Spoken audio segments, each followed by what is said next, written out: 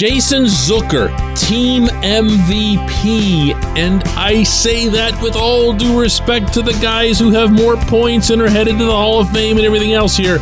Jason Zucker for team MVP. Good morning to you. Good Wednesday morning. Take a deep breath, Pittsburgh. This is Daily Shot of Penguins. It comes your way bright and early every weekday if you're into football and or baseball. I also offer daily shots of Steelers and Pirates that I hope you'll check out and are probably both a lot less nerve-wracking.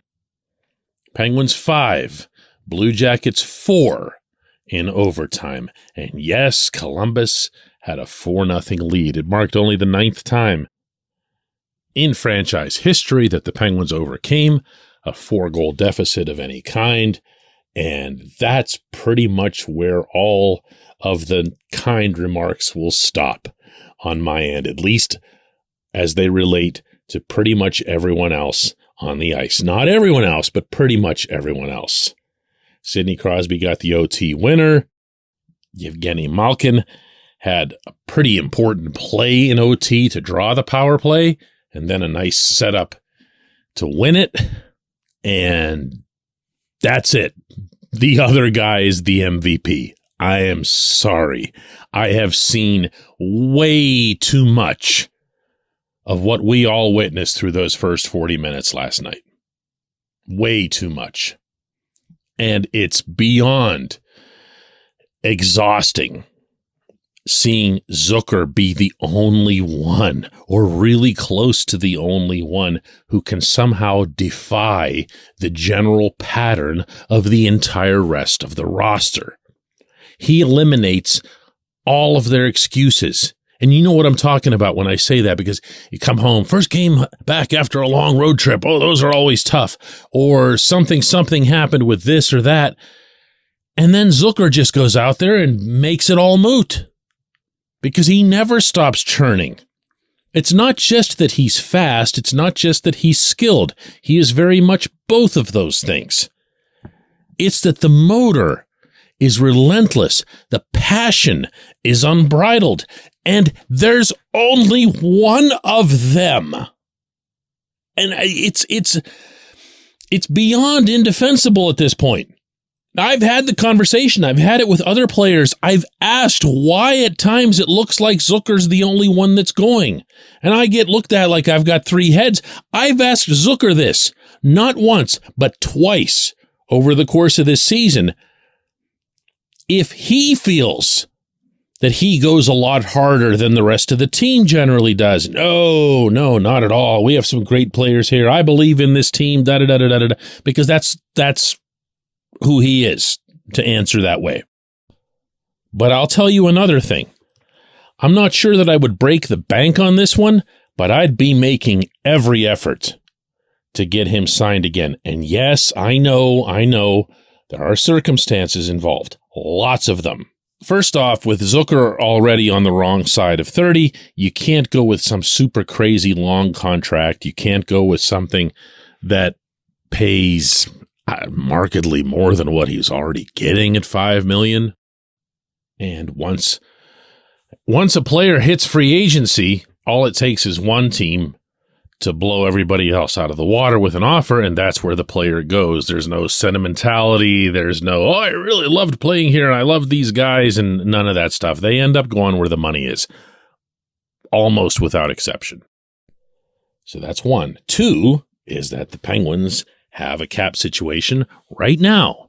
And it's a cap situation that got a whole lot worse over the trade deadline, because when Ron Hextall had actual cap space for about 5.5 minutes, he went and handed almost all of it to Mikael Granlund, who I will repeat is a nice player who came here in a bad trade. Yes, both things are possible. How? Because you overpaid for the good player.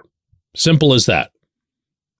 Granlund is due his $5 million each of the next 2 seasons, because Hextall also couldn't get the Predators to retain any of that cap hit. And so you're right up against the same ceiling that you've seen this team at since last summer. Well, out of this group that's left, The main two pending free agents are Zucker and Tristan Jarry. I'm not even getting into the latter, not here. But I will say that I feel the same way about Zucker that Mike Sullivan expressed he feels about Zucker after the game last night. His personality can be contagious. You know, I think he's very well liked in our locker room. He's a bit of the team comedian as well, and I just think he brings some juice. You know, he brings energy. He brings a certain swagger, and he plays that way as well. And I think, you know, it's the combination of his personality with how he plays. I think our team feeds off of that. And, you know, he had a huge game for us tonight. He's had a really good year. This is the best year he's played for us as a Penguin. It's also the healthiest he's been since he's been a Penguin. So, you know, Zuck is a real important player for us. But from a personality standpoint, you know, we don't have a ton of those guys, and he just brings a certain swagger to the group that I think is contagious. Heart and soul, 21 goals, endless engine. A real leader in the locker room, not just a leader by example or a leader by a couple of words here or there, but someone who actually goes and gets the team's engine started, even if it takes him a lot longer in some games than in others. This is the last player you would want to see go from whatever would pass as the core's supporting cast. And I really believe that. I know the injuries are there. He knows the injuries are there. Everybody does.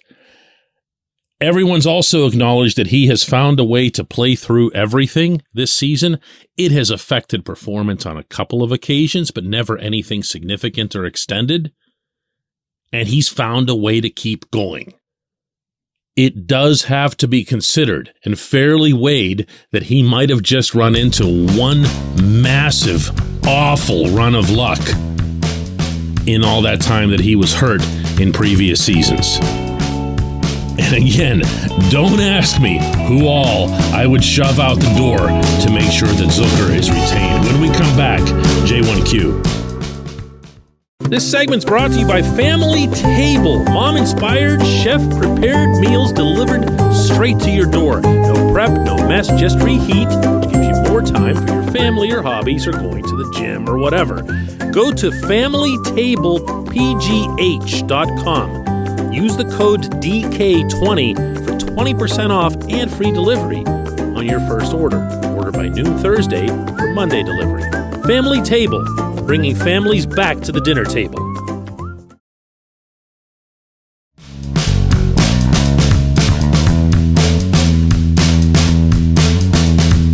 And today's J1Q comes from Frank, who asks, a veteran team that can't get itself ready to play?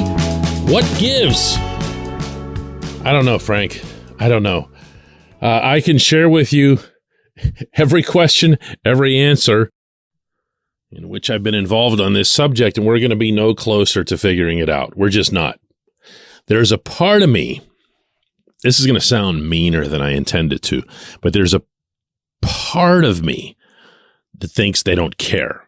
And when I say that, it sounds like, oh, you mean they don't care?